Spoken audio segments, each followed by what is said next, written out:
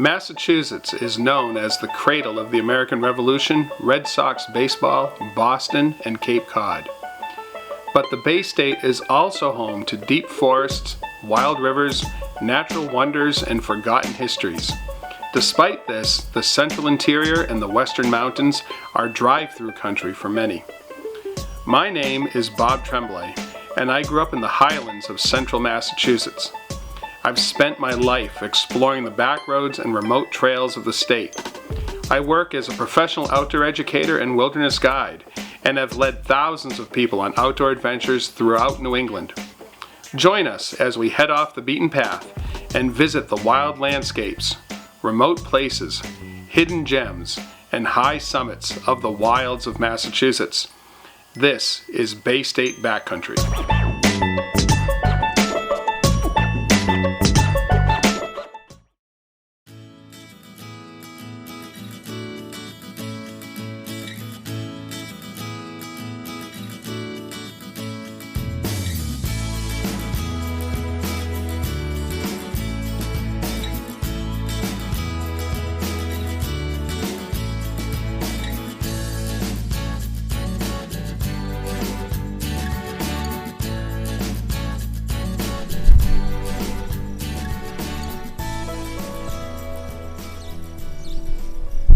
Good morning, welcome to another episode of Bay State Backcountry. I'm your host Bob Tremblay, and here we are in north central Massachusetts on a very hot and hazy, humid July day. So despite the conditions, I'm going to head up to Ashby, Massachusetts to go up Mount Watatic so I can actually do some skiing. So how are we going to do that? Grab your backpack and come along and I'll show you.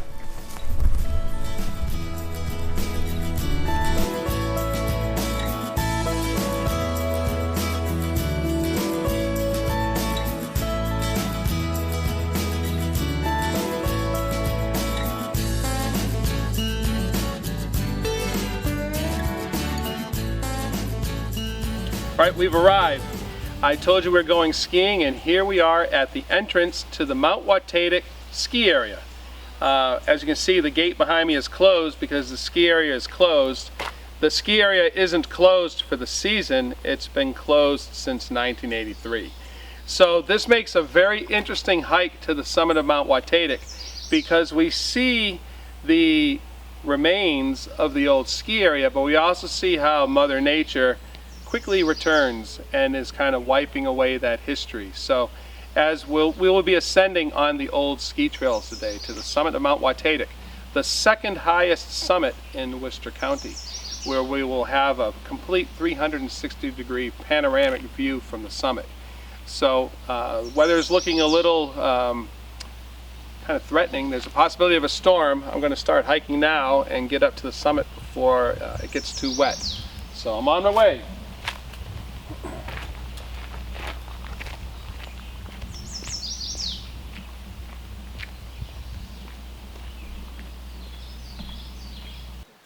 Hiking in on this old abandoned road, we still haven't reached the parking lot yet for the ski area. But it's interesting as we're hiking in here as we can see how the plants and the trees are all coming back and are obscuring the road. In addition, the wildlife is coming back. So right now I am just about to turn the bend and be in the parking lot, and what we can see here is behind me we actually have a beaver lodge. So the beaver have moved into here, and the beavers have reclaimed this parking lot and have turned it into their own little private beaver pond. And the fact that we have a beaver lodge here, this is actually where they live. This is there's probably some inside there right now. Is what's kind of appropriate about having a beaver lodge here at the base of Watatic is Watatic is a Nipmuc Indian word meaning beaver lodge place. And they called the mountain Beaver Lodge Place because the mountain is shaped in a very kind of predictable beehive kind of conical shape, exactly like this beaver lodge right here. So Watatic is named Beaver Lodge Place. We have a beaver lodge right here, and the beaver lodge itself kind of makes a little topographic model of Mount Watatic. So very appropriate that we find this here. The last time I was actually here was in 1982. The ski area closed in 1983. When I was here in 1982, I remember people parked in the parking lot, the T-bars going up and down the hill, the snow guns blowing snow, and right here was the ski lodge. And all that we have left of the ski lodge is the concrete foundation. And so this was where people came and they bought their lift tickets. They came and they used the facilities. They had a place to warm up. There was a snack bar, hot dogs. I mean, this was a really active, busy place at one time in the winter. This was an exciting recreational resource back in the day. I just think it's amazing to see, is having closed in 1983, how everything has just been kind of overgrown and nature's coming back. I've said that already. What I'm going to do now is actually hike up the old ski trails and see what we can find of the ski trails, what used to be here, see what's here now. Mountains are really interesting places to visit because they're timeless and they kind of stand solid and it's kind of steady even while change is happening all around them. I mean, at one time Mount Watatic was covered by ice during the ice age when the glacier came. So a lot of change has come here. So as I hike up, I'm going to be looking for all that kind of signs of how people have used the mountain, how it's been affected by nature over the years, and just sort of take it all in. But I do remember when this was a busy, active place, people getting their skis and their boots, and now it's just quiet, just wildflowers and beavers. So I'm gonna head on up the mountain.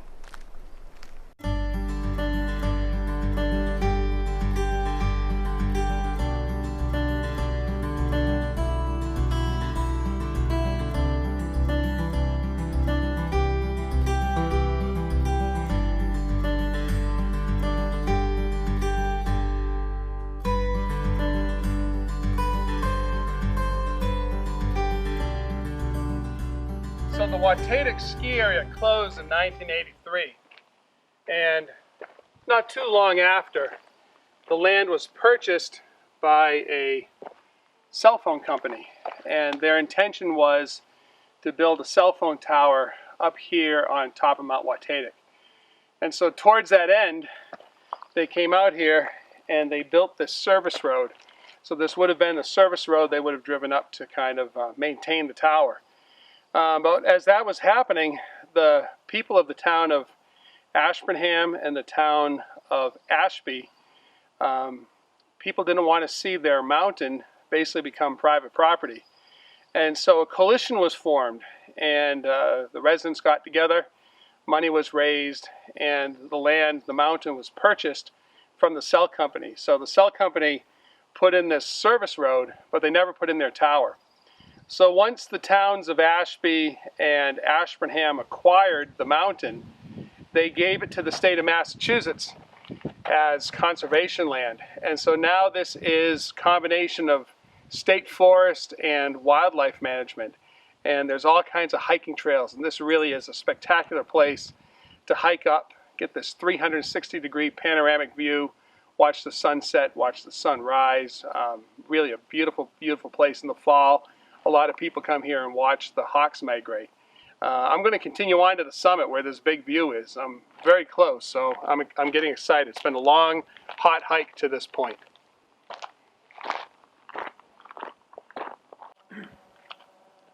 Oh, I love this point of the hike when I see this exposed natural granite. And this granite here was exposed thousands of years ago when the last great ice age came and scoured the top of the mountain off and exposed this granite.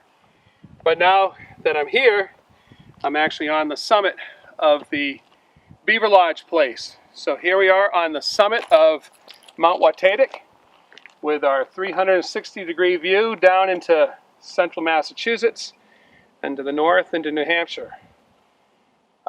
Skiing's not so good, but the weather's held. Good day for a summer's hike.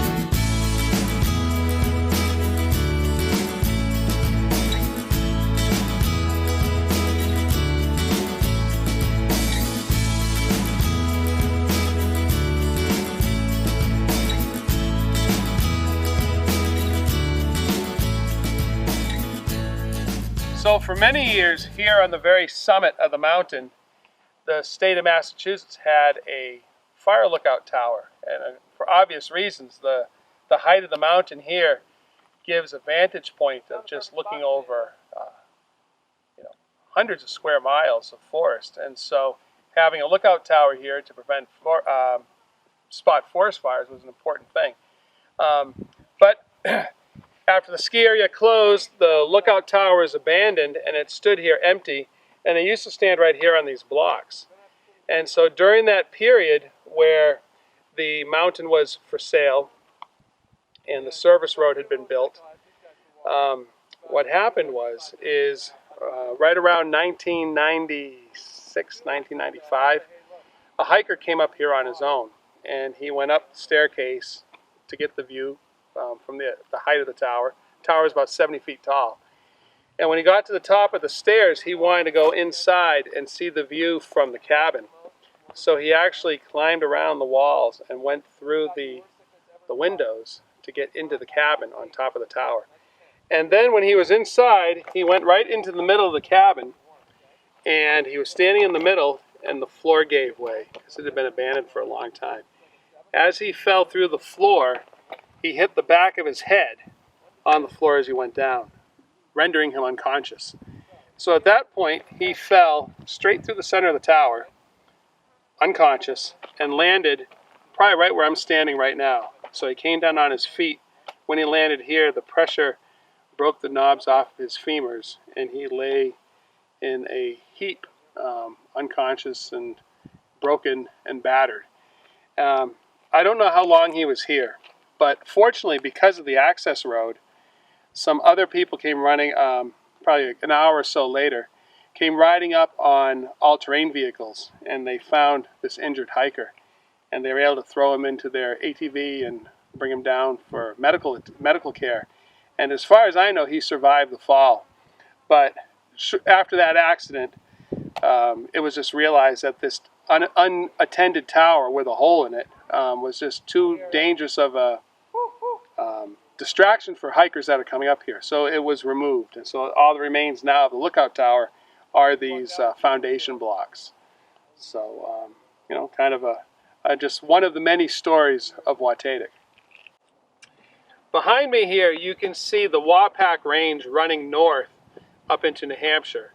And if it weren't so hazy, we could actually see Mount Monadnock, and on a really clear day, we could see Mount Snow in Vermont.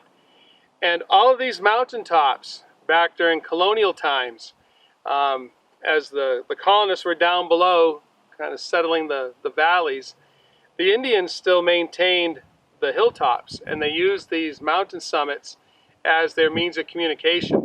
And so they used to relay messages back and forth using signal fires from here all the way to the Watatic Range. Signal fires could link over to the Green Mountains in Vermont and all the way up into southern Quebec. And so the natives of this area maintained these mountaintops and ridges as part of their communication line. And it's interesting how people's needs remain constant, but the technology changes because, of course, years later, the development of radio, there were radio towers up here, and now a lot of our mountaintops have cell towers. And so it's interesting is that these large geographical, topographical summits serve and used by our societies as a way to kind of communicate back and forth, whether that's by signal fire or whether that's by cell phone. It still serves the same purpose. So humans aren't the only life form that uses these mountaintops.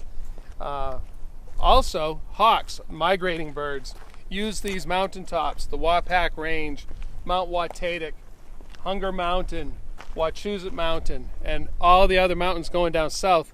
Is the migrating birds and hawks use these mountains as stepping stones for their fall migration going south, and they also kind of follow them back as they return in the spring coming back north.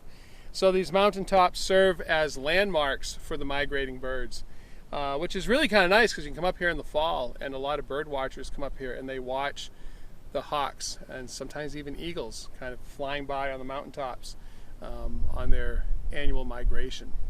So humans use them for communication, birds, hawks use them for navigation, and also pilots, small engine pilots, use a lot of these mountaintops as landmarks as they're navigating around in the local area. This is Bob Tremblay.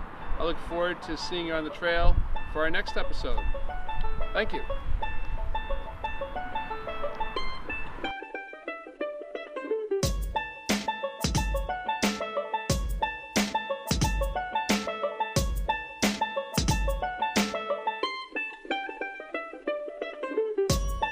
Bay State Backcountry. Today is let me start. Yep. State Backcountry. I'm Bob Tremblay, and I'm out here today. A viento. Both shows.